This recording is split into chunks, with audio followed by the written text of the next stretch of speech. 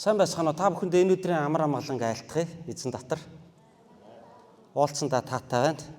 Өнөөдөр би бас Америк дахь монгол чуулгануудын нэгэн хэсгийн төлөөлөл нь болоод та бүхэнтэй хамт энэхүү гайхалтай цагийг бас өнгөрөөж ивэл өрөөлөөс тань хуалцагч болсондоо бурхандаа гүнээ талархнам. За ингээд би та бүгдэд их эзний үгээс уншиж өгье. Би Хуучин гэрээний 1-р Самуэль номын 3-р бүлгээс та бүхэнд уншиж өгье. Энэ бол Библиэлд байдаг алдартай түүхүүдийн нэг байгаа. 1-р Самуэль номын 3-р бүлэг. За би энэ хэсгээс уншъя. Балчир хөвгүн Самуэль Элигийн доор эзэнд үйлчилж байв. Тэр өдрүүдэд эзний цог жавхлан эзний үг ховор үзэгдлүүдч цөөн байв. Нүд нь муудаж ихэлсэн бөгөөд сайн харж чадахгүй болсон Эли өөрийнх нь газар хэвтэж байх тэр цагт Бурхны дэнлүү хараахан унтраагүй байсан агаад Бурхны авдар орших эзний сүмд Самуэль хэвтэж байв. Эзэн Самуэлийг дуутахад би энд байна гэлээ. Тэгээд тэр Эли рүү гүйж очин та намайг дуудсан тул би энд байна гэв. Харин Эли би дуудаагүй буцаад хэвт гэсэнд Самуэль яваад хэвтэв. Эзэн дахин Самуэль гэж дуудав. Тиймээс Самуэль босож Эли рүү очин та намайг дуудсан тул би энд байна гэв. Гэвч Эли би дуудаагүй хүмүн буцаад хэвт гэв. Самуэль эзнийг хараахан мэддэггүй, эзний үгч түүнд илэрхийлэгдээгүй байжээ. Эзэн 3 дахь удаага Самуэлийг дахин дуудахад Самуэль босож Эли рүү очин та намайг дуудсан учраас би энд байна гэв. Тэгэхэд балчир хөвгүүнийг эзэн дуудаж байжээ гэдгийг ажиж мэдэв. Тиймээс Эли Самуэльд явж хэвтэж амар. Хэрв тэр чамайг дуудвал чи эзэн минь айлдаж хайрал. Боол тань сонсож байна гэж хариулгэв. Ингээд Самуэль явж байрандаа хэвтэв. Тэгэхэд нь эзэн ирж дэрэгдэн зогсоод урдын адил Самуэла гэж дуудав. Самуэль айлдаж хайрал. Боол тань сонсож байна гэв. Эзэн Самуэль харах тун би Израильд нэгэн зүйлийг үйлдэх ба үүнийг сонссон бүхний 2 чихэн хангинах болно. Тэр өдөр би Эли дээр түүний гэрийн эсрэг өөрийн айлдсан бүхний эхнээс нь дуустал буулгана. Түүний хөвгүүд өөрсдөдөө хараал авчирсан бөгөөд Эли тэднийг хазаарлаагүй нүгэл хилэнцээ мэдэж байгаа. Үүний улмаас тэдний гэрийнхнийг мөнхөд шийтгэхээр зэхэж байгаа гэдгээ би түүнд хэлсэн билээ. Тиймээс Элигийн гэрийн хилэнц нь өргөлөөрч тахилаарч үрд эвлэрүүлэл хийгдэхгүй гэж би тэднийхэнд айлдав гэлээ. Тэгээд Самуэль өглөө хүртэл хэвтэв. Дараа нь эзний өргөөний хаалгыг тэр нээлээ. Самуэль энэхүү үзэгдлийг Элид ярихаас айв. Тэгэхэд нь Эли Самуэлийг дуудаж миний хүү Самуэлаа гэв. Самуэль би энд байна гэлээ. Эли чамд айлцсан үг нь юу вэ? Надаас юу ч бүү нуу. Хэрв чи түүний чамд хэлсэн бүх үгээс аль нэгийг нь нуувал Бурхан чамд ийн үлдэж тийм нэмэг гэв. Тэгэхэд Самуэль юу ч нуулгүй үг бүрийг түүнд мэдүүлв. Тэгээд Эли тэр эзэн мөн мэлмидээ тааламжтай гэснээ тэр үйлдэг гэв. Самуэлийг өсөж ториноход эзэн түүнтэй хамт байж түүний үгээс нэгэн ч хөсөр хаягдсангүй. Самуэлийг эзний иш үзүүлэгч мөн болохыг Данаас Бершеба хүртэл Израиль даяар мэдэв. Эзэн Шилод үзэгдэж байсан бөгөөд Шилод өөрийнхөө үгээр өөрийгөө Самуэльд илчилсэн юм аа. Аамен. Би өнөөдөр эзний үгийг та бүхэнд иш үзүүлэгч төрсөн нь хэмээх сэдвтэйгээр хуваалцах хүсэж байна. Иш үзүүлэгч төрсөн нь. Сүнсний хуурайшилттай байсан цаг үе. Учир нь 3 дахь бүлгийн 1-р ишлэлдэр тэр өдрүүдэд эзний үг ховор үзэгдлүүдч цөөн байв гэж хэлсэн байна. Ариун сүнсний дүүргэлт байхгүй, хүч чадал байхгүй, сэргэлт байхгүй, унтаа, ёс бус байдал газар авсан Шило дахь эзний сүмд үйлчилж байгаа залуучууд нь завхарсан, эзний үгэнд ордоггүй, эзнээс имээдэггүй, ирсэн хүмүүс нь ивэл авдаггүй, осолдохгүй дахлаа өргөөл явж байгаа. Яг дүрм заасны дагуу ёсоо гүйцэтгэл гарч ийн л та энэ чинь. Тэгээд тэнд ямар ч оршихуй байхгүй, үнэхээр нэг юм сүнсний хур бороо байхгүй, нэг юм сүнсний хуурайшилттай маш хэцүү цаг үе Израилийн тухайн үеийн нийгэмд нүүрлсэн ийм цаг үед нэгэн балчир иш үзүүлэгч төрөн гарсан түүхийг бид хамтдаа уншиж байна. тахилчгүй үеийн тахилч, хаангүй үеийн удирдагч, иш үзүүлэгчгүй үеийн иш үзүүлэгч болон гарч ирж буй Самуэлийн эзнэр өрөөгдсөн агуу түүх энэ болоо. Бяцхан Самуэль хүү эзнийг таньж мэдэн түүний үгийг дамжуулан Израиль дутагдж байсан тэр хоосон орон зайг бөглөн гарч ирэхэд түүнд нөлөө үзүүлсэн хамгийн ойрын хүн нь тэр үеийн тэргүүн тахилч, Ароны удмын тэргүүн тахилч Или байлаа. Или түүнд хамгийн ихээр нөлөө үзүүлсэн. Яагаад гэвэл Самуэль бараг 3 тагаас түүний өвөр дээр өссөн гэж хэлж болно. Ээж нь түүний хөхнөөс гарангуутал сүм дээр авчраад Илигийн гард өгсөн шүү дээ. Бидний түүхийг маш сайн мэддэг. За яг хоо Самуэль маш удаан ээжигээ хөгсөн гэж тооцъё. 3 хүртэл хөгсөн байлгүй дээ. Та манай том ч нэг хүртлээ хөгсөн байдгийн, баг нь хэд хүртлээ өглөө. За яг удаан хөгснөөр тооцъё тийм ээ. За 3 хүртэл хөгсөн баг. Тэгэхээр үнэн балчирдаа Илигийн гар дээр ирж байгаа. Ээж аваасаа хагцаад. Тэгээ жилд нэг удаа ээж аав нь Самуэлийг очиж иргэдэг. Яг өсөж том болж байгаа юм чинь нэг дээл ойод очиж штэ юм чинь.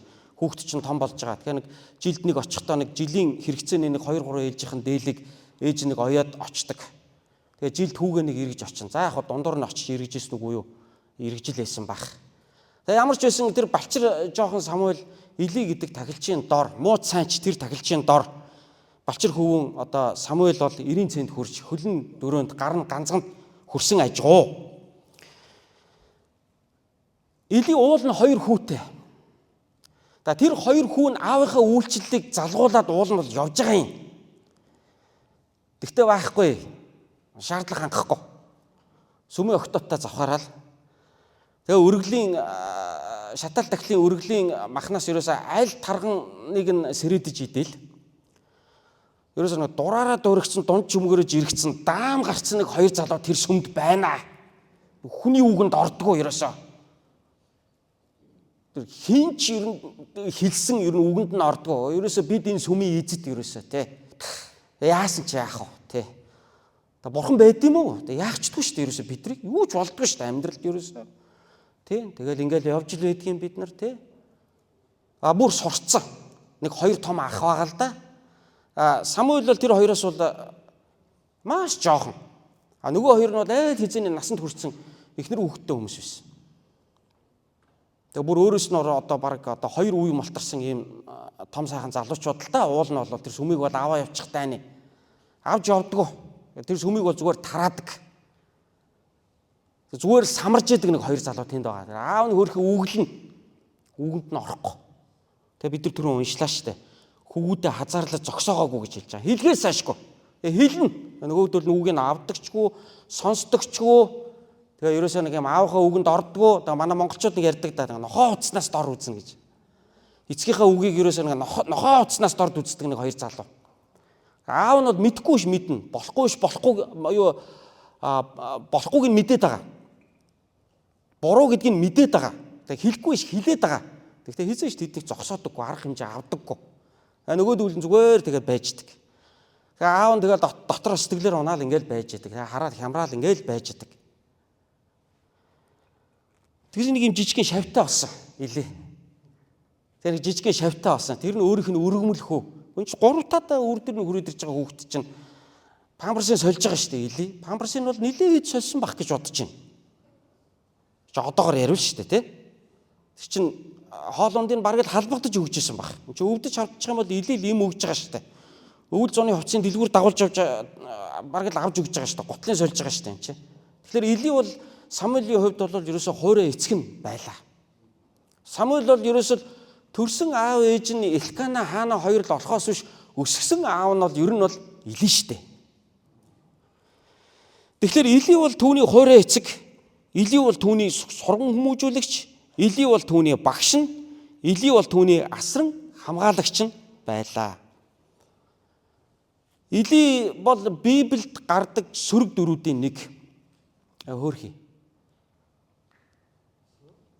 Сөрөг дөрүүдийн нэг. Ер нь Христэд итгээд одоо сүм цуглаанд яваад Библийн сургаалт сураад энэ 30 шахам жил ингээд эзний үгийг сурахад ер нь Илийг сайнаар ярьж байгаа одоо багш нарыг бол ер нь бараг сонсож байгаагүй миний хувьд. Тэгээ Илигийн түүхээс шүү дээ. Яагаад тэгэхээр хүүгүүд нь эзнийг дагдаггүй. Тэгээд ер нь энэ гэр бүлийн түүх бол маш харамсалтайгаар дуусч байгаа. Хоёр хүн дайнд яваад үргэлдээд дуусч байгаа. Өөрөө хүүгүүдээ дайнд үргэлдээд дууслаа гэдгийг нь сонсоод Эли хямраад тэгээд суудалтайгаа сандалтайгаа аргашаага савж унаад хитрхи жин ихтэй бүдүүн байсан хүн чинь хүзүүгээр дарж унаад хүзүүгээ хугалаад өгсөн ба. Үнэхэрийн одоо Израилийн одоо ганц сүмийг одоо тэргүүлж байгаа сүнслэг удирдагчд бол тэр гэр бүлийн байдал бол маш харамсалтайгаар дуусч байгаа юм л да. Гэхдээ нэг бяцхан шавьтай. Тэр бяцхан шавьтай бол сайн багш байсан. Тэр бяцхан шавья бол хүний зэрэгтэй хүн болгосон. Эр хүн болгосон. За тэр бяцхан шавьяхаа бол ганц сургууль хүмүүжүүлэгч нь байсан. Авран хамгаалагч нь байсан. Өвөө нь олж исэн. Магадгүй хуурай эцэг нь болж исэн. Аав нь болж исэн. Ийм л хүн. Амьдралын бүхэл одоо алтан дүрм зарчмыг энэ л хүн Самуэль заасан. Элкана хаана аав ээж хоёр нь Самуэль заасан гэхээсээ илүү амьдралын бүхэл юмыг Эли бяцхан Самуэль бүгдийг нь бол зааж сургасан ийм амьдрал, ийм одоо амьдралтай нэг хоёр хүн байна. Бид нар Монголын алтан үеийн сайхан уран сайхны кинонуудын нэгийг мэддэг дээ, тийм ээ? Нөгөө юу гээд хөдөөгийн баясгалан. Тэр хөдөө өвөө дээр авчиад нэг хүүг авч өгчдөг штэ малчин болгох гээд. Тэгээ аав ээж хоёр нь бол баахгүй. Ээж нь санаад хүүхдээ буцаагаад нэг хот руу татаж авах гээд аашилсараад нэг хөдөө зориод явдаг. Тэгээ замдаа шаварч суугаад тэгээ нөгөө очиод хүүгээ малчин айлаас нь аваад ирэх гэсэн чинь хүү нь уйлаад би өвөөгөө орхиж авахгүйгээд нэг малчин өвгийнхээ хажууд үлддэг нэг хөдөөгийн баясгалан та нар мэдэн дээ. Нэг хөдөөгийн баясгалан шиг л нөхөр нэг өөрийнх нь төрсөн өвөө биш. Ураг төрлийн хамаатан садан бол огт байхгүй. Тэгтээ бүр нэг өргөө давцсан айтай. Тэгээ бараг л Элигийн нэрээр нэрлэгдэх нь холгүй. Паспортон дээр бараг л Эли овогтой Самуэль гэж явах нь холгүй л бараг нэг ийм настай тахилч өвгөн нэг бяцхан хүү хоёрын л түүх явж байна л да. Самуэлийг өсгөж 90 цент хүргэж Самуэлийг эзэнд үйлчлэхэд маш үнэтэй хувь нэмрийг Эли бол оруулсан. Эли Самуэльд эзэнд үйлчлэх үйлчлэлийг бол баа бэгүү зааж өгсөн гэж бол би хэлж мэдэхгүй байна. Гэхдээ хамгийн чухал үндэс суурийг бол тавьж өгсөн гэж бол би үнэхээр баттай хэлж чадна. Яагаад гэвэл өнөөдөр бидний уншсан 1-р Самуэлийн 3-р бүлэг юм. Энэ 3-р бүлэг дээр эзэн Эли өөрийн шав, өөрийн одоо хуурай хүү дагалдагч болох, өөрийн ганц баруун гарын одоо туслах болох, тийм ээ? Хамгал юмд нь зарагдж идэг, гүүж харайж орж гарч идэг нөгөө бяцхан Самуэль да амьдралд бурхантай харилцаа эзэнд үйлчлэх үйлчлэлтэн зориулаад 3 чухал зүйлийг зааж сургасан байх юм аа. Энэ 3 зүйлийг би энэ 1-р Самуэлийн 3-р бүлгээс суралцдаг. Үүнийг өнөөдөр би та бүхэнд нэгэнгүү нэг их бас новшилгүйхэн шиг та бүхэнтэйгээ би хуваалцахыг хүсэж байна. Израилийн агуу иш үзүүлэгч болох хожмын үндэс суурийг нь Эли Самуэльд тавьж өгсөн. Ер нь бол Эли Библиэд бол тийм сайнаар яригддаг баатруудын тоонд ордоггүй. Тийм одоо мундаг одоо үр жимстэд яригддаг амжилттайгаар амьдралаа дуусгасан одоо сайн удирдагчдын тоонд бол Эли ер нь ордоггүй. Гэхдээ бүх юмыг хараар бодох нь хайшаа. Хүний амьдрал чинь бас нэг гэгээтэй тал бас байна штэ энэ чинь. Тэрний юу вэ гэхээр Элигийн хувьд бол Самуэлийн хувьд бол Эли бол үнэхэрийн чухал үүрэг гүйцэтгэсэн ийм хүн юм аа гэдэг нь өнөөдрийн бидний уншиж байгаа энэ 1-р Самуэлийн 3-р бүлэг дээрээс нэлээд тодорхой харагдаж байна. За 3-р бүлэг дээр юу болсон бэ? Балчир Самуэль эзний үгийг сонсож үзээгүй, эзэнтэй харилцаж үзээгүй, туршлахгүй нэгэн хүү байлаа. За энэ хүү дээр шөнө нь эзэн ирээд Самуэль гэж дуудсан. Самуэль тэр дуу хоолойг өөрийнхөө багшийн дуу хоолой гэж андуурж байгаа. Багш нь өөрийг нь дуудаж гин гэж бодсон. Тэр чинь настай өвөө байгаа штэ тэр чинь. Дуудаж нэг цай дөхүүлээд ир энтер гэж дуудаж байгаа гэж бодсон.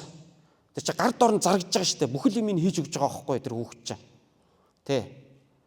За тэгэнгүүт Самуэль босоод год гэж босож гүйжчихэд багш дээрээ очиод би энд байна гэж хэлсэн. Тэгсэн чинь Эли гайхаад би чамд дуудаагүй. Яв унт. Тэгээ өөрийнхөө өрөөнд өөрийнхөө өрөөч юу авах те тэр чинь сүмийн 7 алтан дэллөө асж байгаа тэр ариун газрын урт талын ариун газарт нь унтж таарсан байгаа. Хэрвээ энэ хэсгийг бид нар анхааралтай унших юм бол Самуэль бол сүм дотор унтж байгаа. Унтахтаа ариун газар буюу эхний нөгөө тасалгаанд нь унтж байгаа байхгүй. Дараагийн хөшгөний арын дараагийн тасалгаа бол ариунаас ариун газар штэ. Тийшээ бол хамаагүй орж болохгүй. Тийшээ бол жилд нэг удаа тэрүүн тахилж нэг л удаа орно. Нэг л хүн жилд нэг л удаа орно. Харин наадлын тасалгаанд нь Самуэль унтж байгаа. Хоёр дахь удаага эзэн Самуэлаа гэж дуудсан. Тэгсэн чинь Самуэль дахиад гот хариаж босоод багш дээрээ гүйжиж бол би энд байна гэж тэгсэн. Тэгсэн чинь багш нь би шамд удаагүй. Йоо унт гэж хэлсэн. Тэгээд Самуэль босож очиод өөрийнхөө оронд ороод дахиад унтчихсэн. Гурав дахь удаага Самуэлаа гэд эзэн түүнийг дуудсан. Бурхан түүнийг дуудаж шít. Бурханы сүм дотор унтж байгаа хүүхдийг бурхан дуудаж шít. Тэгсэн чинь Самуэль ялгаагүй яг л яагарахгүй л багш намайг дуудаад байна да гэж бодоод Самуэль босоод гурав дахь гүйжичээд багш дээр очиод би энд байна та намайг дуудсан тул би ирлээ гэж хэлсэн. Тэгсэн чинь багш нь би чамайг дуудаагүй. Тэгээ багш нь Самуэлийг бодвол бурхантай харилцдаг туршлагатай хүн болохоор одоо туршлагаараа мэдлээ. Юуг мэдсэн? Эзэн түүнийг дуудаж байгаа юм байна. Эзэн түүнийг дуудаад байгаа юм байна шүү дээ эн чинь. Арай илүү хэдэн аимс илээсэн хүн бас мэдээд дээ шүү дээ эн чинь. Тэ.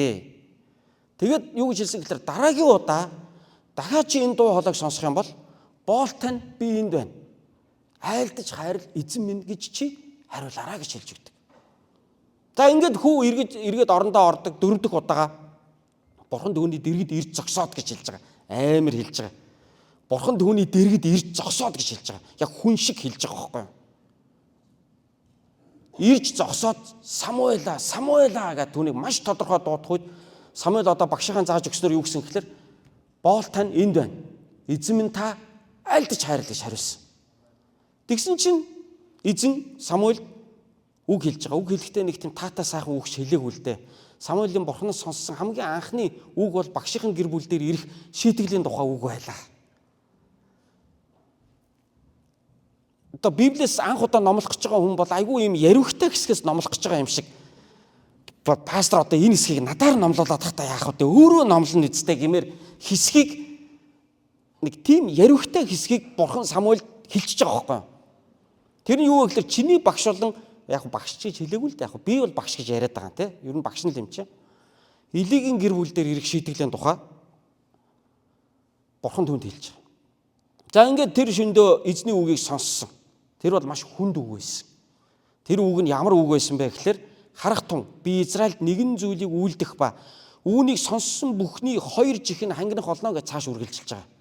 Цааш үргэлжлээд 15 дугаар ишлэл хүртэл унших юм бол Илигийн гэр бүлийг бурхан өөрөө сүрүүлэх тухай ярьж байгаа. 2 хүүхдээ хазаарлаагүй тухай ярьж байгаа. Үүнийхээ төлөө энэ гэр бүл дээр бурханы шийтгэл ирэх болно гэдгийг эзэн өөрөө Самуэль илтгэн хэлж байгаа.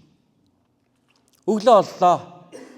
Самуэль тэр шөнө сэмбэлзээд юу сайн унтаж чадсан уугүй юу мэдэхгүй. Бурханаас тэр шөнө багшийн тухай тийм үг сонссон үн чи одоо яана энэ багшийг одоо гэл те ийшээш нэг харж хөрөөгөөл ийшээш нэг харж хөрөөгөөл тэр шөнийг ер нь л их тухмуутай өнгөрөөсөн баг Самуэль. Өглөө босоод яг л хийдэг ажилдаа орж байгаа. Өглөө босоо сүмийн хаалгаа онгоолгож тавиал халуун учраас цонхнуудыг нээдгсэн ч яадагсан ч кондишныг ажиллуулдаг яадаггүй. Та цэцгнүүдээ гаргаж тавиад услах нэгнээ нь услаад сүмийн хашаант хогоо шүүрдээд яг л Самуэль нөгөө хин Или чи энийг хийшүү гэж хэлсэн яг тэр хийдэг ажлаа эхнээс нь ахуулаад давтаад хийж байгаа. Багш нь өглөө босоо 0 орж байна. Хашаан дотроо за 0 орсон л байлгүй дээ. Багш руугаа хялам хийгээд хараад ихсэлж харж чадахгүй. Багш надаас битгий асуугаасаа урч нь юу болсныг. Багш хав руугаа нүднийхээ болонгаар хараастаа өөрлөө нь харахгүй байна. Хогоо шүүрдээ цэцгээ ослаад үхрийн басаа цэвэрлээ. Нэг л завгүй хүүхэд нэг л өөрлөө нь харахгүй шинжтэй. Цаашаа хараад юмаа хийгээд гүгээд ах юм. Или шавьяа дооц Самуэль миний хөө наашир. За бурхан чамд орч байна. Юу гэж хэлсэн? Таныг шийтгэх нь гинэ гэж хэлэх хэцүү шттэ энэ чинь. Багшийнхаа өөдөөс те түү сонсчээ. Бурхан болвоос гэл одоо нэг Библийн хүнд ишлэл уншиж өгөх чинь одоо бас хэцүү тийм үү? Хэцүү. Шав бол юм хэлээгүй. Ер нь юм хэлээгүй. Би юм хэлээгүй байх гэж бодож байгаа. Яагаад эхний хэд хэдэн удаагийн асуултанд нь Самуэль хариулахгүй доошоо ингээл чимээгүй хувцас оролдол Эсвэл ингээл хөлөөрөө газар ингээл нүүр нь улаачаал зогсоод исэн. Яагаад тэгэхээр Эли тэгж хэлж байгаа. Тэгэхэд Эли Самуэлийг дуудаж миний хүү Самуэлаа гэв. Би 16 дугаар ишлэг уншиж байна. Самуэль би энд байна гэлээ. Эли чамд айлцсан үг нь юу вэ? Надаас юу ч бүү ноо. Хэрв чи түүний чамд хэлсэн бүх үгээс аль нэгийг нь нуувал Бурхан чамд ийн үйлдэж тийм нэмэг гэвэ гэж хэлж байгаа. Хэрвээ чи надад үгээ хэлэхгүй бол чам дээр өөр төр чинь нааш итгэл чинь боо шүү гэж хэлж байгаа. Нилэн боломж хахж байгаа биз? Тийм багаж хүүхдийг айлгаа ичж байгаа юм л да. Жохон хүүхд чинь бүлтгэнээд айгаад тэгээд яана эн чинь над дээр энэ шийтгэл ирүүзэ гэж айгаад тэгээд яалтчгүй багштай хэлж байгаа. Тэгээд багш бол яг шавь бас нэг хил амын бас нэг яаж хийж байгаад нэг дуурах аргаач бас мэдж байна. Тэгээ хүү багштай ста түгтчихэл одоо нэг уран яриу сонсчээ гэж байгаа л яриаг л ах л да. Ингэн гинэ ийм үг сонслоо ингэж хэллээ гэж хэлсэн баг. Тэр болгон сэтгэлийн хөдлөлийг Библиэд бичиг байдаг. Бас тэр болгон хүмүүсийн хоорондын харилцаанд яг нарийнда юу болсныг Библи бүр нарийн тэмдэглэж үлдээгээгүй байдаг. Яг нь ерөнхий болсон гол юмыг л баримтыг л бичиж үлдээсэн байдаг. Самуэль Эли тэр бүх үгийг сонсоод өөрийн шавьдаа юу гэж хариулсан бэ гэхээр яагаад надад хэлэхгүй чамд хэлдэм болоо? Би Бурханы үг сонсч чадахгүй юу? Тэгээ би байштай энд те. Яагаад надад хэлэхгүй чамд хэлээд байгаа юм бол? Мэдхгүй юм байна над үгүй чи. Те. Чам тэгээ хэлж байгаа юм уу те? Нэрээ юу?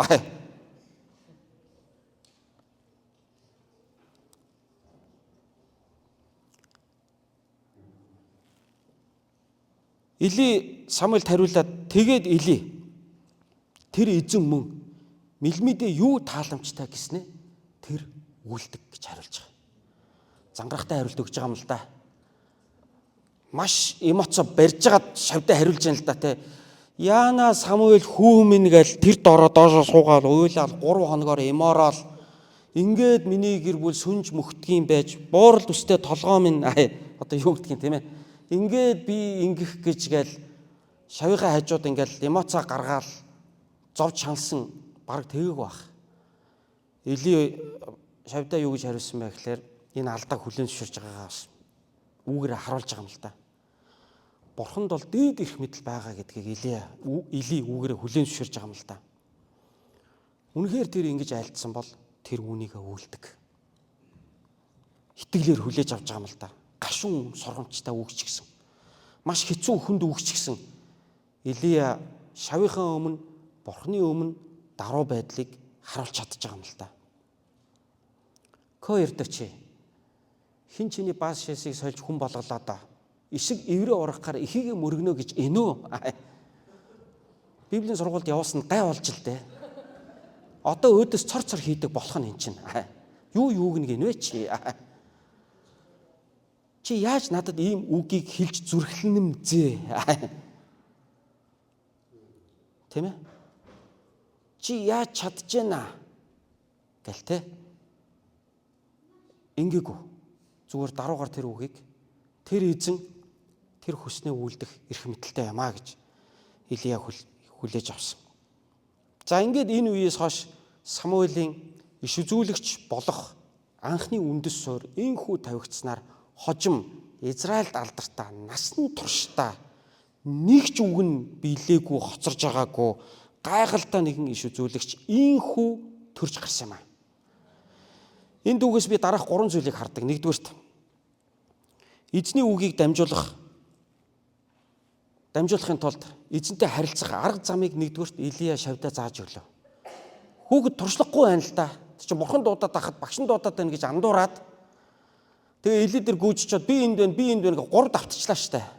Энийг харсан туршлагатай багш нь чинь туршлага зааж штэ энэ чинь. Хажууд нь багш байгаа байхгүй энэ чинь. Бурханы хүн байгаа байхгүй юу? Хичнээн алдаатай ч гэсэн, сайнтай талтай ч гэсэн, муутай талтай ч гэсэн.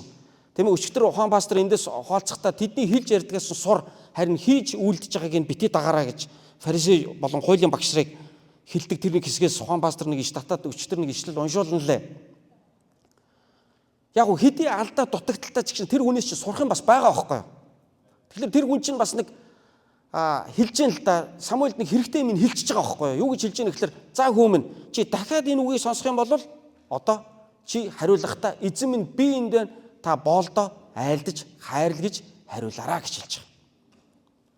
Тэг яг энэ зааж өгсөн зааварчилгааныхын дагуу Самуэль бурхантай маш амжилттай харилцаа тогтоосон. Энэ үеэс хойш насаараа Самуэль яг л энэ зарчмаар бурхантайгаа харилцаж явсан. Насан туршдаа эзнийхээ үгийг яг л энэ арга замаар сонсож эзний үгийг бос цааш нь дамжуулж эзэнтэй хамт Самуэль алхсан ба. Тэгэхээр Эли хэдий тийм сайн тахилч байгаагүй ч гэсэн Самуэлийн хувьд бурхантай харилцах арга замыг нь зааж өгсөн нэгэн байсан. Өөрөөр хэлбэл хэрхэн бурхныг сонсохыг Эли өөрийн шав Самуэльд зааж өгсөн байна. Бурхантай хэрхэн харилцах, бурханд хэрхэн үйлчлэх тэр арга замыг залуу үедээ зааж сургаж байгаа өмнөх үеийнхний туршлагыг өнөөдөр бид энэ 1-р Самуэлийн 3-р бүлгийн энэ дүр зургаас бид хамтдаа харах боломжтой, дүгнэх боломжтой. Та хүүхдүүдтэй бурхантай харилцах арга замыг хэрэг заадаг бай. Та аливаа зүйлийг хийх аргачлал, арга замуудыг та өөрийн дараагийн үедээ, өөрийн залуу үедээ их зааж өгдөг бай. Анзаараад ахна бидний гаргадаг нэлээд том алдаа бол аргыг зааж өгөхгүй мөртлөө чадсангүйгээ загнаад ах талтай байдаг. Ер нь Монгол ээж аваад Аазуудын соёл ер нь ийм хийж чадахгүй байна уу гэдэг. Жохон доош нь хийгээд байдаг бид нар залуу үе. Гэтэл аргыг хэлээд өгөх юм бол аргыг заагаад өгөх юм бол тэд нар чадна. Сураагүй байдаг. Та бид нар ч өөрсдөө сурцсан өндөрлөг дээрээ явж байгаа хүмүүс шүү дээ. Тэгээ заримдаа өөрсдөө шигээ бодоод байдаг. Яг өөрсдөө шигээ адилхан сэтгэх юм шиг бид нар бодоод байдаг. Энэ бидний алдаа болдог. Өөрсдөнтэйгээ адилхан ингээл нэг хийгээл чадчих юм шиг бид нар бодоод байдаг. Нэг хийгээл тэгээд тэгчих юм шиг ойлгоод байдаг. Гэтэл үгүй. Бидний арга замыг хэлж өгөхөөс нааш тэд нар сурдаггүй. Сурах шаардлагатай байдаг. Тэгэхэд бол арга замыг хэлж өгөх ёстой байдаг.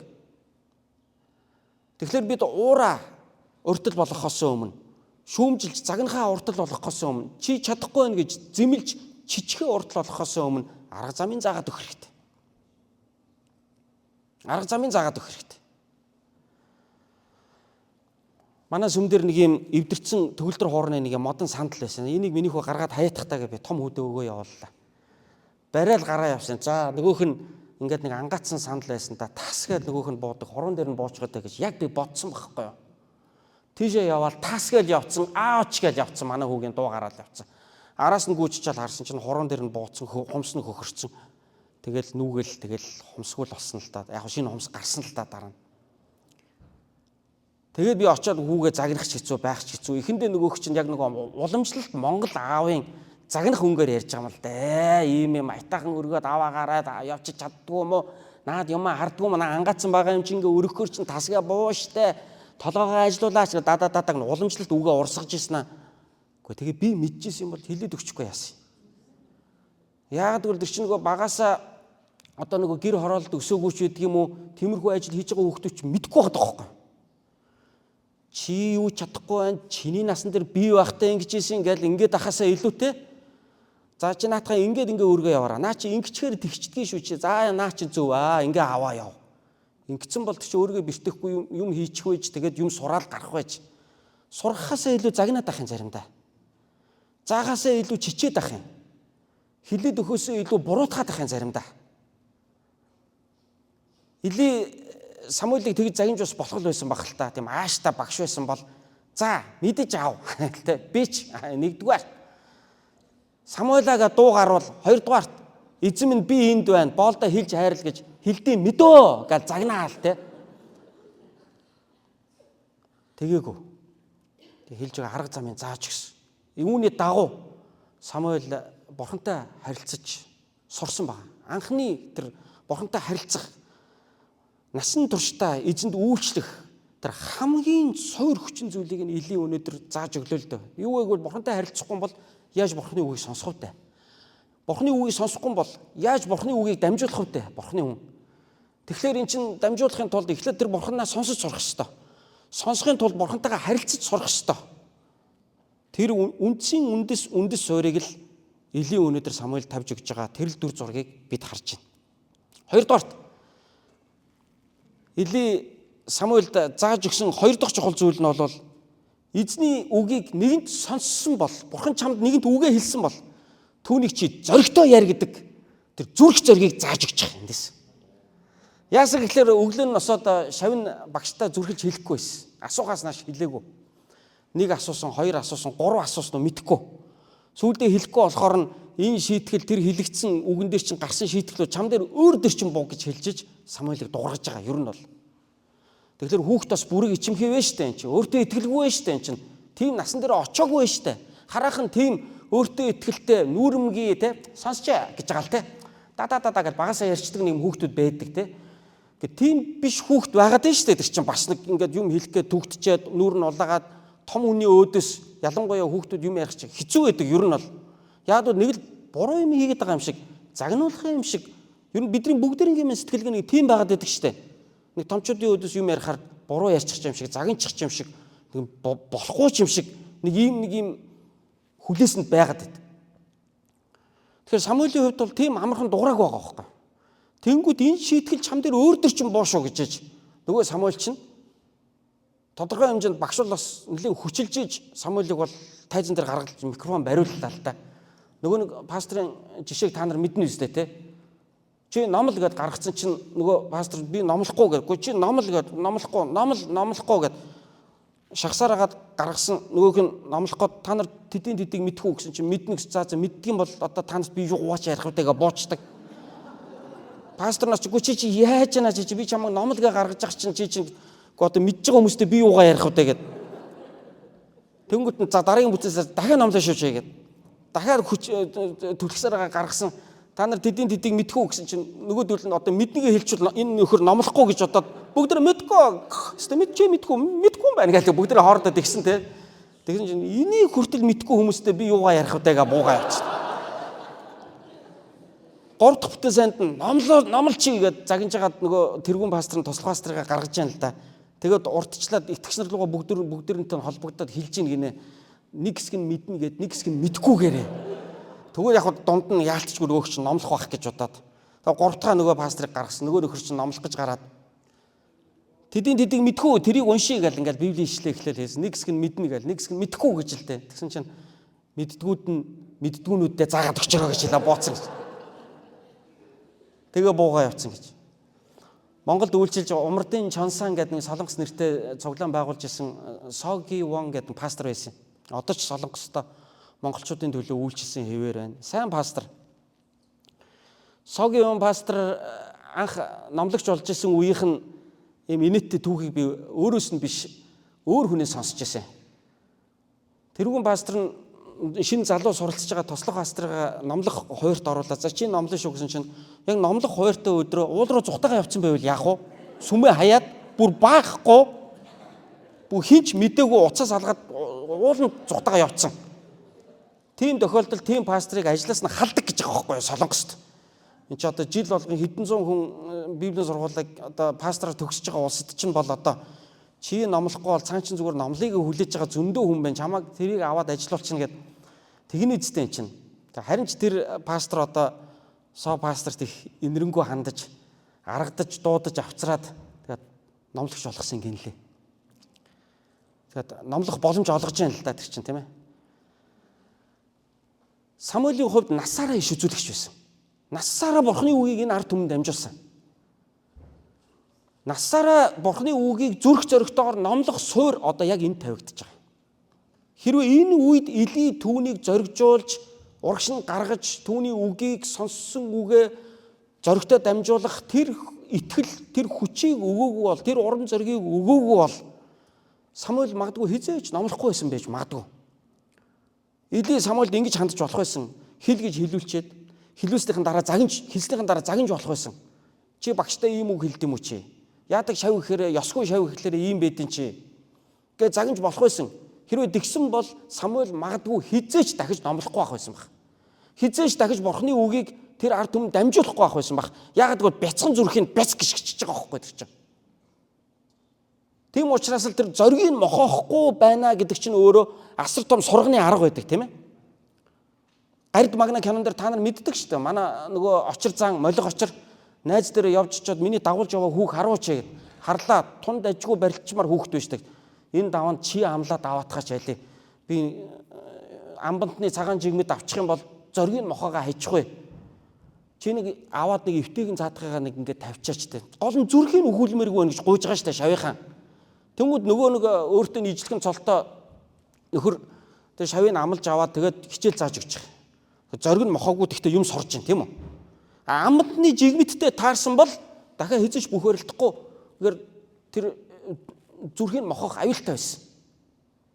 Тийм учраас тэр молиг очир тийм ухаантай юм асууж штэ тэ найзаасаа.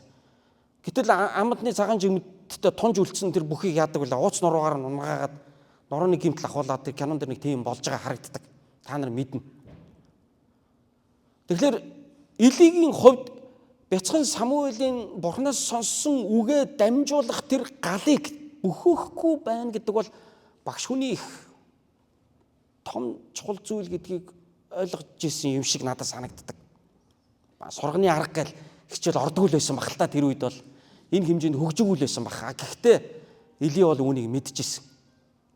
Самуэлийн бяцхан зүрхийг мохох юм бол энэ хизээш дахиад эзний үгийг уран зоригтойгоор дамжуулахгүй шүү дээ гэж тэр мэдчихсэн учраас хэл хөөмн чамд урчин бурхан юу гэж хэлв? Чи тэрийг баа байгүй надад хэлээд их гэж жагаад хэлүүлж байгаа. Эндээс Самуэлийн дотор нэг итгэл дэлбэрж байгаа, төрж байгаа. Нэг хайрцагнаас ингэж Самуэль ингэж гарч байгаа. Тэр нь юу вэ гэхээр болд юм байна. Тийм ээ? Ингэж сонссон үгийг ингэж дамжуулж болд юм байна гэдэг хязгаараад авч байгаа. Тэг шинэ хэл хязгаарлуу нэвтэрч орж байгаа. Энийг Самуэль ингээд дотроо мэдэрч байгаа. Тэгээд Бурхны үгийг сонссон байхад настай хүн хүртэл өөрийн шавийн өмнө ингээд сонсдог юм байна гэдгийг Самуэль эндээс харж сурж байгаа. Энийг сурсан иш үзүүлэгч насаараа Израилийн ард түмэн номлож байгаа байхгүй. Тэгэхээр энэ итгэлийг нь Илигийн хувьд Самуэльд бий болгож өгж байгаагаараа дараагийн үеэ итгэл дотор хөтөлсөн хоёр дахь нэгэн чухал зүйл байсан юм болов. Эндээс харах юм бол Или Самуэльд зүрх зоригтой авахыг зааж өгч байгаа. Нэгдүгээрт Или Самуэльд арга замыг зааж өгсөн. Хоёрдугаарт Или Самуэльд зүрх зоригтой авахыг зааж өгсөн. Энэ хоёр зүйл залуу хүмүүст чухал юм. Таны хөвгөнд чухал юм энэ нь. Таны охинд чухал юм энэ нь. Таны дагалдагчид чухал юм энэ нь. Таны дараагийн үеийнхэн чухал юм. Арга замыг хилээд өг. Тэгээд дээрэс нь галын нэмээд өг. Тийм ээ? Тосыг нэмээд өг. Зүрх зориг нь өг. Бити тэднийг мохоо. Тийм ч учраас шинэ гэрэн дээр эцгүүдэд хандаад хөвгүүдийн зүрхийг бити мохоо гэж хэлсэн байлгүй гэж би боддог. Бид битгий тэднийг ичээж уурлал, биднийг битгий тэднийг айлгаж цочоо гэж хэлсэн бас ийм учиртай байх гэж би боддог. Яагаад гэвэл багт нь зүрхийг аваа ичих юм бол хожим тэр зүрхгүй хүн болдог. Өөрийгөө илэрхийлж чадахгүй. Хаач утсан айцтай, өөрийгөө голсон мэдрэмжтэй. Дандаа нэг юм бусдтай өөрийгөө харьцуулсан. Тэгээ энээсээ болоод яах вэ? Ийм хүн чи яах вэ? Хань ижилтэд хүртэл итгэхгүй. Тэрнээсээ болоод яах вэ? Өөрийгөө голно, хардтал сэрдэл бий болно. Ингээ гэр бүлийн хэрүүл болдог үндэс суурь чи ингэж л тавигдж байгаа. Өөрийгөө голох голтоос.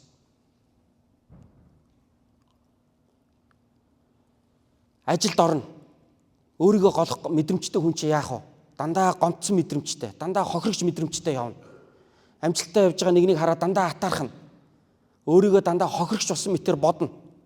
Эн чи эргээд ирээдүйн ажил амьдралд асар том гай болж байгаа. Или Самуэльд маш чухал зүйлийг хийж өгчээ гэж би эндээс хардаг. 3 дугаарт нь төгсгөлийн 3 дугаарт нь Самуэлийг ийхүү бурхантай харилцах арга замаа сурж аваад бурхныхаа үгийг сонсоод зүрх зоригтой номлосныхын дараа Илигийн хариу үйлдэл Самуэльд бүр чухал зүйлийг зааж өгсөн гэж би итгэдэг. Тэр нь юу вэ гэвэл 18 дугаар ишлэл дээр тэгэхэд Самуэль юу ч нуулгүй үг бүрийг түүнд мэдүүлв. Тэгээд Или тэр эзэн мөн мэлмидээ юу тааламжтай гэснээ тэр үйлдэг гэж хэлсэн ба. Үүгээрээ Или Бурхны эрх мэдлийг хөндлөж хүлээн зөвшөөрж байгааг харуулж байна. Хичнээн Самуэлийн хажууд аав ээж хоёроос нь настай бараг өвөөшгөн хүн байгаа ч гэсэн хичнээн Самуэлийг ингээд загнах эрх мэдэлтэй хүн байгаа ч гэсэн хичнээн Самуэлд ингээд зааж өгөөд ингээд Самуэлийг ингэж хэлж чадах ийм одоо эрх мэдэл Илид байгаа ч гэсэн Бурхны эрх мэдлийн дор Или ч гэсэн адилхан захирагддаг гэдгээ Самуэлд ийхүү Или өөрийн үлгэр жишээгээр ядаж харуулж байгаа юм л да. Энийг харсан Самуэль юу сурж яана вэ гэхээр хүн Бурхны үгийг сонсож болдго юм байна. Тэр үгийг дамжуулж болдго юм байна. Тэр дамжсан үгийг хүн ингэж хүлээж авч итгэлээр хүлээж авдаг юм байна. Ингэж хүн даруугаар Самуэльас Бурханаас суралцдаг юм байна. Ингэж хүн Бурхны эрх мэдэлд ор захирагдаж явдаг юм байна. Ингэж хүн Бурханд найддаг юм байна гэдгийг Самуэль Илүүгээс хэдий гашуун үгч гэсэн сурж авсан баха гэдэгт би эргэлзэхгүй байна. Тийм учраас энэ гурван сурсан зүйл нь Самуэлийг насан туршид амжилттай үйлчлэх, насан туршид хүчтэй үйлчлэх тэр үндэс суурь нь болж гисэн. Хэрвээ арга замыг зааж өгөөд, Бурхантай харилцах арга замыг зааж өгөөд, Бурхны үгийг дамжуулах зүр зоригийг нь бадран асааж өгөөд харин Бурхан дуулууртай захирагддаг юм а гэдгийг Или харуулаагүй орхицсон бол Самуэль нэг юм давлуун номлогч болох байсан баха. Нэг юм өөрийгөө нэг юм болгон дээр нэг магтжээдэг, нэг Бурханаас эмээдэггүй. Уул нь Бурхны үгийг яриад байгаа шүү дээ. Эзэнд итгэх тухай яриад байгаа мөртлөө өөрөө тэр эзнээсээ айдаггүй, дураараа нэг юм бардам номлогчийг Или төрүүлэх байсан баг. Тэгэхээр Или өөрөө Бурхны эрх мэдлийн өмнө жижигэрж байгаагаа харуулснараа Самуэль ч гэсэн ингэж бид нар чинь бас Бурхны өмнө агшиж явах ёстой байна гэдгийг сурч байгаа. Нэг талаар зориг өгч, нөгөө талаар агшиж бас сургаж байна. Энэ хоёр чинь баланстай явж хүн чинь хүн болно шүү дээ. Тэрнээс дандаа дэлбэлэл ураал тастаал яваад иж болохгүй шүү дээ энэ чинь. Түүний чинь гэр орнооч гэсэн сүйтгэн юу дуртай 9 хүслээ сэтгчлэн билүү дунд чөнгөө дундаа дураараа жирэгдэм байгаа шүү дээ хүмүүс чинь. Заримдаа бидний энэ хоёр талын тал руу ингээд туйшруулаад ах шиг харагддаг юм. Хүүхдээ зөрөгтэй хүн болгож байгаа одоо яадаг хүнстэй өөрийгөө илэрхийлэх чадамжтай зөрөгтэй хүн болгож байгаа нь ингээд хүний үг сонсохгүй хүн болгодог. Дураараа хөрсөн болгоноо нурааж яадаг, эвдэж яадаг, тасдж яадаг. Хүний үг сонсдоггүй, хүнийээс айж эмээдэггүй, бусдыг хүндэлдэггүй, зөвхөн өөрийн хүсэл бодол эрх ашгаа нэгд номер тавьсан нэг юм бяцхнаанууд явж яадаг да. Тэгээ хэлэхээр хүүхдээ өмөөрнө. Тэрийг юу гэж тайлбарлаж байгаа гэхээр хүүхдээ би өөртөө итгэлтэй болгож өсгөж байгаа нэ гэж тайлбарладаг. Нэг хэсэг нь болохоор бүр ингээ хүүхдийг агшаага сургацдаг. Айж яваа шүү чи гэл. Баянг хэмжээндээ байгаараа чи. Баянг. Тэгээд ийм хүүхд нь болохоор бүр эсрэгээрээ ийм болчдөг. Тэгээ амьдрал дээр яг ийм хоёр хүн гарахаараа яах вэ? Нөгөөгөө дээрлэх штэ. Тэгээ юм ин болоож аваа штэ. Тэгээ нөгөөх нь насаараа дээрлэхүүлээ. Нөгөөх нь насаараа хүний юмыг болоож аваад тэрийгэ ялж гин, дийлж гин, болж гин, бүтж гин. Эр хүн бол ийм л байх ёстой гэдэг ийм ирчүүд төрж гараад. Тэгээ тэрийгэ барахж яриад явж байгаа шүү дээ зарим. Самуэлийн Илигийн хувьд Самуэлд бол хоёр туйлыг бол хоёуланг нь харуулж гисэн гэж би бодож байна. Зоригтой Бурхны үгийг дамжуулахыг, зүрх зоригийг зааж өгч байгаа. Нөгөө талаар Бурхны эрх мэдэлд заграгдах дуулууртай байдал буюу даруй байдлыг бас Или Самуэлд зааж өгсөн гэж би бодож байна. Тэгэхээр өнөөдөр бид бас залуу үедээ эзнээс эмээхийг зааж өгөх цаг нь бас болжээ. Цаг нь бас болжээ. За би ч явахтай тэгээд Монголоос ирсэн монголоор байгаа нөхөр штэ одоо. Тэгээ Америк хүүхдүүдийн чинь хөл гарна ерөөсө амруул орчих гээд байх юм гуталтаа хөлний ерөөсө ямар ч дээгүүр залардیں۔ Тэ би чинь нөгөө нэг Аз нөгөө Монгол аавын нөгөө юугаараа явж байгаа хөлөө төв сууч буулгач хүний өөдөөс ингээ толгоогоо салавччаад хөлн нэгчээд ерөөсөө энэ хоёр мөрөн дээр хөлн гарч ирэл тавих нэ тэр метрон дотор явж байгаа залуучууд ерөөсөө хилчих гээд ах юм аа. Тэгээ одоо Америкт байгаа шүү дээ л гэл өөрийгөө бас бодчихлээ. Гэхдээ гэртээ орж ирэл хоёр үүдээ хилдэг юм. Муухай. Та хоёр тэхгүй шүү гэд би хэлж байгаа. Наа хөл гараа явтайхан хүний өмнө атаахан бие авч сур. Хүнтэй зөв харьцаж сур. Ахаа ихчээгээ мэндэлж сур. Баярлсан дарснаа хилжээ. Гад харчаал тэгэл мэдлэхгүй тэрүүгээр яваал ингээл. Хилж байгаа. Наа хөл гараа атаахан суу. Ахмад настай хүний өмнө төлөв төвшин сур. Бие зөв авчаа өөрийгөө зөв илэрхийл гэл ингээл хэлж өгч байгаа л да. Яг ганцхан тэрч биш л дээ. Мэдээж олон юм ярьдаг. Или Самуэльд итгэлийн арга зам, Бурхантай харилцах арга зам, Бурханыг сонсох арга зам, Бурхантай хамт алхах арга замыг нэгдүгээр зааж өгсөн. Хоёрдугаарт тэр Бурханыг бусдад гэрчлэх, тэрнээс сурсан мэдсэн зүйлээ бусдад хуваалцах тэр зүрх зоригийг түүнд өгч энэ одоо зүйлийг нь хөгжүүлж өгсөн. Итгэл зоригийг түүнд өгсөн. Нэгдүгээрт арга замыг зааж өгсөн. Хоёрдугаарт итгэл зоригийг зааж өгсөн. Гуравдугаарт эмийн хүндлэхийг зааж өгч байгаа. Өнөөдөр бидний дараагийн үеийнхэнд бидний итгэлээ өвлүүлж байгаа дараагийн үеийнхэнд маань энэ гурван зүйл маш их хэрэгтэй гэж би бодож байна. Тэдэнд өнөөдөр аливаа юмыг хийх, эзнийг магтах, эзний үгийг унших, эзнийг таньж мэдэх, эзэнд үйлчлэх арга замуудыг бид харуулж өгөх ёстой. Хоёрдугаарт тэд эзэнтэй хамт алхаж эзэнд би үйлчилж болох юм байна гэдэг итгэл зоригийг өгөх ёстой. Гуравдугаарт тэгтээ бас эмийн хүндлэлд ор. Засаг замраанд ор. Бас Бурханаасаа эмээж бусдыг хүндлэн амьдрах ёстой гэдгийг бас зааж өгөх бас шаардлагатай болоо гэж миний хувьд бас бодож байна. Илигийн түүх, Самуэлийн түүх хоёрыг харах юм бол нэг ямаараа энэ хоёрын түүх их адилхан байдаг. Эли хоёр хүүгээ захирч чадаагүй. Илигийн хоёр хүүгийн нэг нь Хофны, нөгөөх нь Финехас гэдэг байсан. Эцгийнхээ оронд тэрүүн тахилчлалын албыг залгуулах учиртай ийм хоёр залуу Бурхан доолгоргүй байсан. Хожим Самуэлийн амьдрал дээр яг энэ давтагдж байгаа харамсалтай. Самуэль Йоэл, Абия гэдэг хоёр хүүтэй байсан. Самуэлийн хоёр хүү шудраг бус ол засгийн араас яваад Израилийн ард түмнийг эцэг шиг шүүж, эцэг шиг Израилийн ард түмнийг удирдах болж чадаагүй. Уул нь Самуэль хоёр хүүгээ өөрийнхөө оронд өөрөө настай болоод ирэнгүүт хоёр хүүгээ өөрийнхөө оронд Израилийн шүүгч болгож томилсон юм байна лээ. Гэтэл тэр хоёр нь чадаагүй юм байлээ. Шудраг бус ол засгийн араас яваад тэгээ Израилийн 12 овог аймгийн бүх ахмадууд нийлээд Самуэль дээр ирээд гомдол тавьсан байдаг хүүхдүүдийн талаар. Одоо энэ зарим нэг улс төрчдийн хүүхдүүдийн талаар бас гомдол тавиад байгаа шүү дээ энэ чинь. Адилхан юм байна те энэ чинь те. Дээр үед бас адилхан байж л дээ энэ чинь. Facebook, social network байгаагүй л болохоос биш. Израилийн 12 овог аймгийн тэргүүнүүд Самуэль дээр ирэнгүүтээ биднийг хаантаа болгож өг. Яагаад? Таны хоёр хүү чинь таны замаар явахгүй байна гэж хэлж байгаа байхгүй. Тэд авилга аваад байна. Тэд хурамч шудраг бус ол засгийн араас яваад байна. Тийм учраас таны хөвгүүд тань шиг удирдах чадахгүй байна. Одоо та биднийг хаантаа болгож өгөх цаг чинь болсон гэж. Ингээ яалтчгүй Самуэль чинь шахаанд ороод Израилийг хаантаа болгож өгч байгаа байхгүй. Тэр нь Саул гээд одоо Израилийн анхны хаан байлаа. Тэгээ би их сэтгэл өвддөг. Ер нь энэ Самуэлийн түүхийг уншихдаа яг багшийнхаа алдаг давтчихж байгаа байхгүй. Багшихаасаа сайныг сорсон.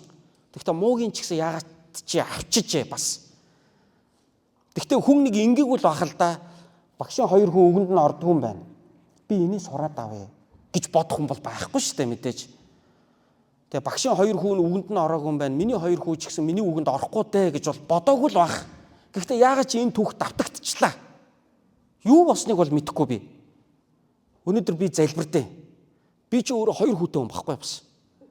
Том нь 20-той, баг нь 14-той, хоёр залуутай. Тэгээ энэ Илигийн хоёр хүүг уншихаар имзэглэнэ би чинь бас.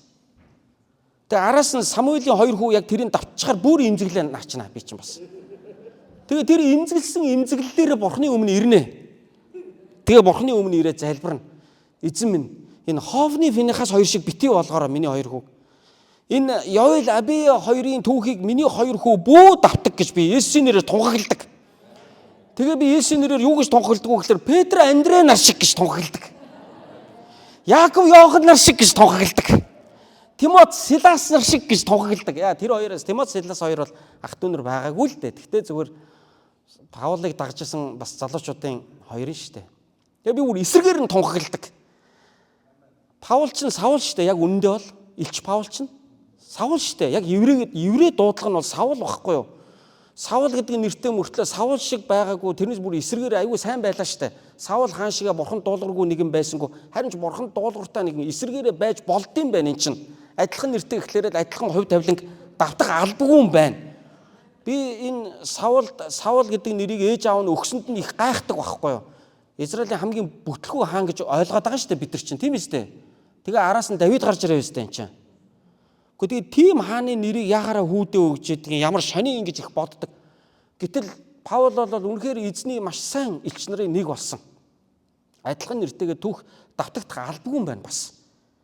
Үүний төлөө эзэнд итгэж байгаа. Үүний төлөө эзэнд залбирж байгаа.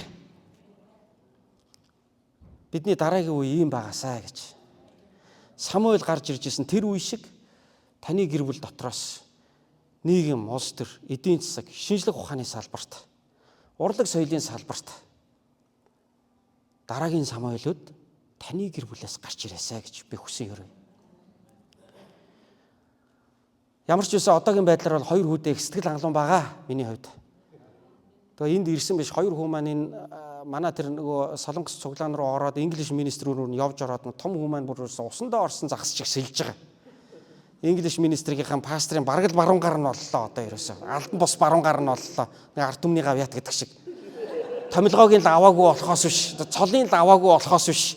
Ерөөсөө бараг л алдан бус ерөөсөө тэр EM-ийн пастрынхаа ерөөсөө гарын ганц туслах нь болж хувирж байна. Баг хүү маань яг сургуульд яваад ах шиг арай илүү үйлчлэл рүү орохгүй байгаа ч гэсэн баг хүү маань бас сайн байна. Найзуудтай нөгөө олон Испани сурагч нартай ч аль хэзээний Есүсийг ярьсан нэг ислам моттойгоо тулцсан явж л шүү дээ манай хүү чи одоо. Нөгөө ислам оюутнууд нь хурж ирээ сүлдө мөр хүүгийн мөр бүр ингэдэг болцсон. Итгэлээ тунхаглаад гэрчлэл явцсан байгаа байхгүй ерөөсөө нөгөөг чинь. Бахархаж чинь, баярлж чинь. Энэ ирчээрээ яваасаа гэж залбирж чинь. Мэдээж хүн энэ ирчээрээ явж байгаа нь цаашдаа энэ ирчээрээ явнаа гэж явахгүй болчихгүй гэж би муу амламааргүй байна. Гэхдээ би итгэж байна. Ямар ч үсэн энэ ирчээрээ 2 хүү маань сайн яваасаа, Петр, Андрей нар шиг, Яаков, Йохан нар шиг яваасаа гэж итгэж байна. Та бүгдийн маань үр хөвгтэйгсэн эзэн энэ хүү ивэн ерөн сахих холтгой. Итгэлээ өвлүүлцгээе. Хамтдаа залбирцгаая.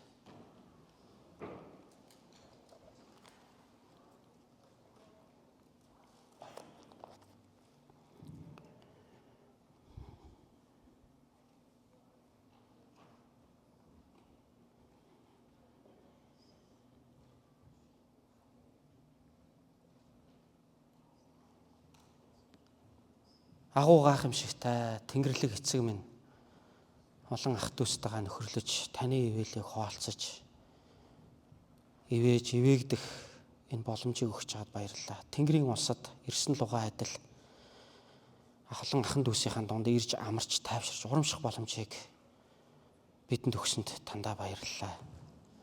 Өнөөдөр бид таны үгээс сурсанчлан итгэлээ бид өвлүүлэхийг хүсэж байна. Бидний хүүхдүүд бидний дараагийн үеийнхэн Самуэль шиг Самуэль Илигээс суралцсан сайныг нь суран гарч ирсэн шиг тэд тийхүү гарч ирээсэй хэмээн би хүсэн залбирч байна. Өнөөдөр энд сууж байгаа эцэг эхчүүдийг би эзэн Есүс Христийн нэрээр өрөөж байна. Их эзэн минь хүүхдүүдээсээ болж зовж шаналх биш харин хүүхдүүдээсээ болж таныг магтан таныг алдаршуулаасаа гэж Есүсийн нэрээр би өрөөж байна. Эзэн минь бидний дараагийн үе бидний итгэлийг биднээс ч илүүгээр өвлөн аваасаа.